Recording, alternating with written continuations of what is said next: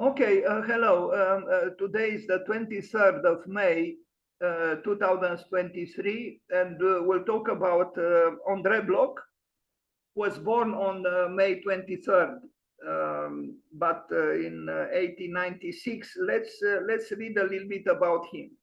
As you can see, André Bloc, born in Algiers in May 23rd in 1896, and died in New Delhi in November 8th, 1966, was a French sculptor, magazine editor, and founder of several specialist journals. He founded the Groupe Espace in 1949. His work is related to that of architects Auguste Perret, Henri Sauvage, and Jourdain. This is what I took from Wikipedia, but you can see that the text is deficient, because when he's described above, he's described as a sculptor, a magazine editor, and founder of several journals. But below, it says that his work is related to Auguste Perret, Henri Sauvage, and Jourdain, all of them architects. Born in Algeria, he moved to France in 1898, so he was 2 years old. He studied engineering until 1920, then worked in motor and turbine factories. In 1921, he met Le Corbusier, and who became influential in his career. After this meeting, André Bloc moved towards architecture. In 1922, he became the general secretary of the journal Science and Industry, Science and Industry. 1 year later, in 1923, he became the general secretary of the journal Revue de l'Ingénieur. In 1924, he founded the journal Revue Générale du Caoutchouc. In 1930, he founded the renowned architecture journal L'Architecture d'aujourd'hui. And indeed, that is one of the best and best known architecture magazines in the world. He ran the publication until 1966. So just for this, the fact that this engineer, founded L'Architecture d'aujourd'hui, he deserves our acknowledgement. He appointed Pierre Vagot as editor-in-chief in 1932 for L'Architecture d'aujourd'hui. Starting in 1940, André Bloc turned towards sculpture. He created his first large sculptures in Paris between 1949 and 1956. From 1949 on, he founded several journals such as Art d'aujourd'hui. So this is another magazine, Art d'aujourd'hui, the art of today. These projects were part of his perennial interest in the synthesis of the arts. In 1951, in company with several artists, Bloc formed the Groupe Espace. Its goal was to bring the ideas of constructivism and neoplasticism to urbanism and the social arena. Artists and urbanists such as Jean de Wasne, anyway, I'm not going to read all of them. Some of them I know, some I don't. I know of Victor Passarelli, Nicolas Chauffeur, Sonia Delaunay. Anyway, they were members of the group which considered architecture, painting, and sculpture, and art in general a social phenomenon. In 1952, the project and construction of the Bellevue house at Meudon was finished. He designed that house, and we are going to see it in detail. From then until his death in 1966, Bloc worked primarily as a sculptor and decorator. In 1959, he participated at Documenta 2 or 2nd in Kassel, a very important art festival. Bloc completed several sculptures, including pieces in Tehran, Nice, Jacksonville, and Dakar. His sculptures demonstrate an organic sculptural form somewhere between architecture and sculpture. So this was the man. And, by the way of his work, we should remember what Constantin Brâncuș said, that architecture is an inhabited or inhabitable sculpture. I don't totally agree with Brâncuș. I think architecture has its specificities, which make it, you know, slightly different. But it is true that, you know, sculptural architecture is a more appealing architecture often. But I wouldn't go so far to say that architecture is an inhabited or inhabitable sculpture. But this is kind of André Bloc worked. And we are going to see some of these rather astonishing sculptures that could be inhabited that he built.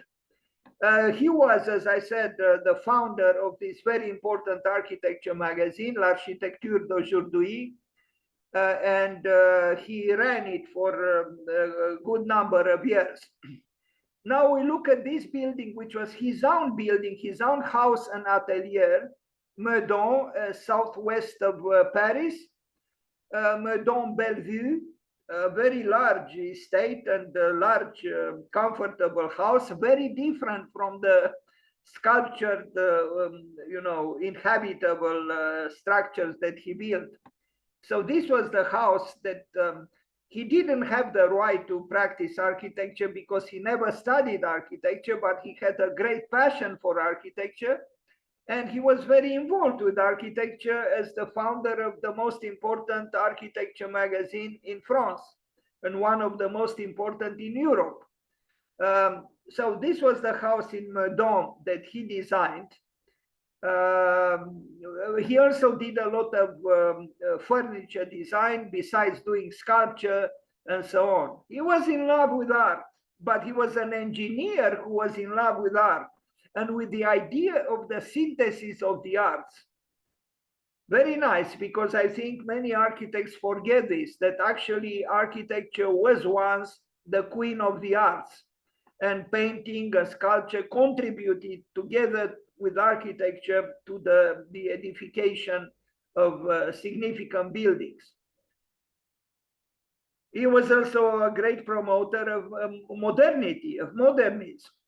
And you see again and again the influence, the seminal influence, the catalyst, that the seminal influence of Le Corbusier, because we read in 1921, André Bloc met Le Corbusier, and in a way his life changed. He became oriented towards architecture. So again, it is important to have a formative meeting with such a powerful force in architecture as Le Corbusier was. Anyway, this is the house in Meudon, near Paris, by André Bloc.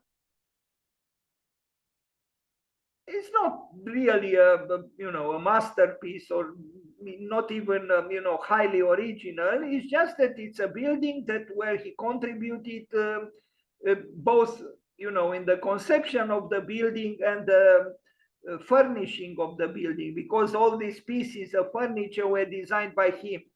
Well, some of them. Like, for example, this chair, which is, this was designed by André Bloc, but it is a little bit problematic because I had seen more detailed pictures, and because this part of bent wood touches the floor, you imagine if you sit on this chair, the backs of your shoes in time deteriorate this rather thin third leg, if we are to call it so. So he was interested in beauty, but maybe functionally speaking, he was let's put it this way, untrained. A party in the courtyard or in the garden of his house. I imagine most of these people were artists and architects and so on. Sculptures, I don't think he did these sculptures, but other people contributed. I read that this building is a little bit strange. The author of an article said it's a little bit strange because the way he tried to combine stonework with concrete. But I don't think this is really a source of strangeness. We saw the other day Marcel Breuer also worked with both stonework and concrete, trying to bring together the two.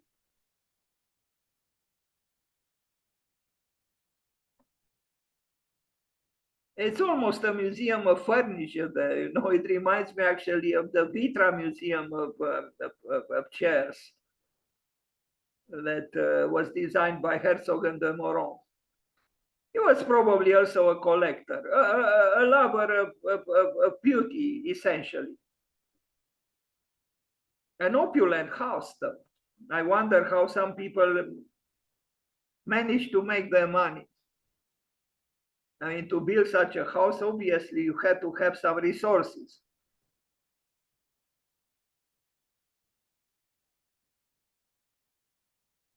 Okay, now we are going to see the last work by him that I will show is this Carson block tower, which was built in California in the United States after he died, but he made the project for it. So this text anticipates what we are going to see. Before creating the Carson block tower, André Bloc was completing a series of experimental structures known as sculptor habitable or inhabitable sculptures, which translates to habitable in English. Yes, as an artist that merged both sculpture and architecture, Bloch first started experimenting with his habitacle, I guess the word is in French, at his home in Meudon, in France, which we just saw. After completing Habitacle 1 in 1962, he completed 2 more on his home grounds in Meudon. His final Habitacle to be realized was his Carson block tower, with which I will end this presentation. But we are going to see now some of these habitacles, which are, you know, sculptures of large scale, which you could enter, and you could even find an abode inside. So they are halfway between sculptures and architecture. Like this one is spectacular, is massive, is sculptural, is dramatic, is enticing, but it's not really a house in the sense that we are accustomed to. We see at the bottom of this on the left some bags probably belonging to architects or students of architecture who entered, let's call it the building, or should we say enter the sculpture. Now, could architecture be like this? Perhaps. Should architecture be like this? I don't know, but I do think that sculptural qualities entice the viewer and even the user. This is certainly not the work of a conventional architect. He worked with bricks, but he worked like a sculptor, not like an architect. But often, as we know, good sculptures could also sometimes practice architecture. Even Brincuș, he was almost commissioned to build a temple of, the temple of love in India. He didn't build it in the end, but he had some sketches, and there were some thoughts that he contemplated, externalizing through that temple, and it's said that it was not built. This is the interior of what we saw outside just prior to this image. Why not? I actually find it interesting, and I wouldn't mind at all, living in and working in such a space if the chance was offered. Again, it's about an architecture that is created by someone who didn't have training in architecture, but who loved architecture, and I think he created things that were unique. Now, Casa del Laberinto, the House of the Labyrinth by André Bloc and Claude Parron. Claude Parron, a very interesting architect himself. And this year there were 100 years since his birth, so his centennial. This is a house they built together, probably because André Bloc didn't have the right to, for signature, since he was not trained as an architect. But he practiced, the intersections between various arts. He also had a very rich activity, as we read, in the field of publications about architecture. In essence, he was a catalyst in the field of culture, who advocated the cause of the synthesis of the arts. A synthesis of the arts, which also was questioned by Walter Gropius in his Bauhaus Manifesto. This is also an interesting house. Now, to what extent Claude Parron contributed and to what extent André Bloc contributed, we do not know. But we see that the plan is obviously attempting to problematize the T-square and the rectangle, and it's a house which could be like this. Why not?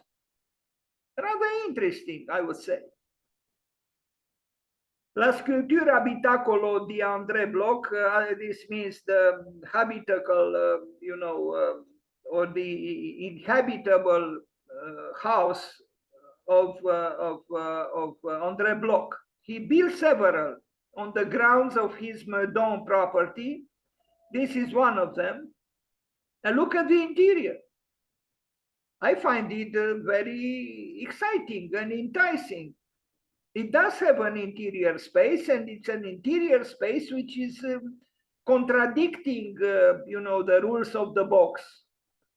I mean, here, the ceiling becomes, or the roof becomes walls. I wouldn't say that the walls become the floor, like it happens in that Prada structure that Rem Koolhaas and Oma built. But here, here you see the floor, you see the slab, but then what is around and above the slab is as it is, it's contorted, it's sculptural. It's enticing. La Tour Meudon, this is a tower he built also on the grounds of his property in Meudon. And this one I find very spectacular. And I wonder why we cannot be like this. Well, for various reasons. It is expensive. It is, it requires a lot of labor. It is a sculpture essentially, but it is an inhabitable sculpture. So it's very possible that Constantin Brâncu should have loved it, because that was his conception, that architecture is an inhabitable inhabitable sculpture. You can enter it, yes, there are spaces within that can be used, but the conception is that of a sculptor.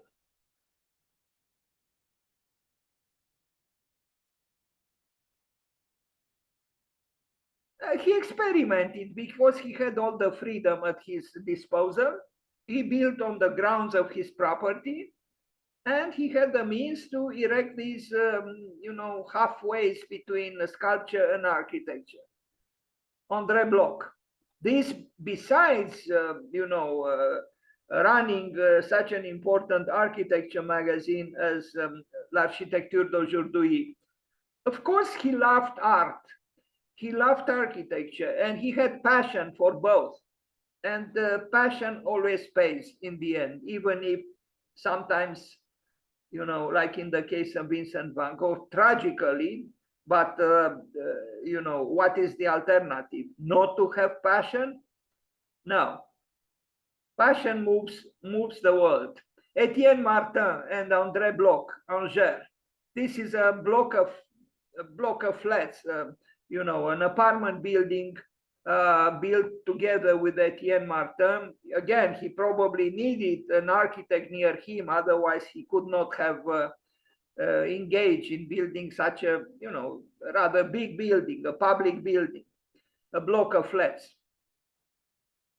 And this one I like less. I like more those habitacles because they are more himself in a way, more dramatic, more personal, more original. This, we had seen buildings kind of like this. I don't think this is a major achievement for him. And now we end this short presentation on André Bloc on the occasion of his birthday, the 23rd of May, with this Carson block tower, which was built after he died. But he made the proposal for California State College at Long Beach in the United States. I don't know, it was some kind of a symposium for sculptors and invited to submit works, and he proposed this tower, which was built after he died. And here it is. And I think it's good. But is it a building? Not really, it's a sculpture, but it's a monument, but it's a monument which animates even the civic pride, and it's a symbol, and it's an identification. How to say? Now I cannot call it tool. Such a presence, sculptural as it is, and tall. It's a big tower that it was built. Gives you know, a sense of identity to any location or any settlement. So even if it doesn't have a prescribed function, it is important. Here you can appreciate the scale better because you see the context within it, which it finds itself. André Bloc, a work which was accomplished.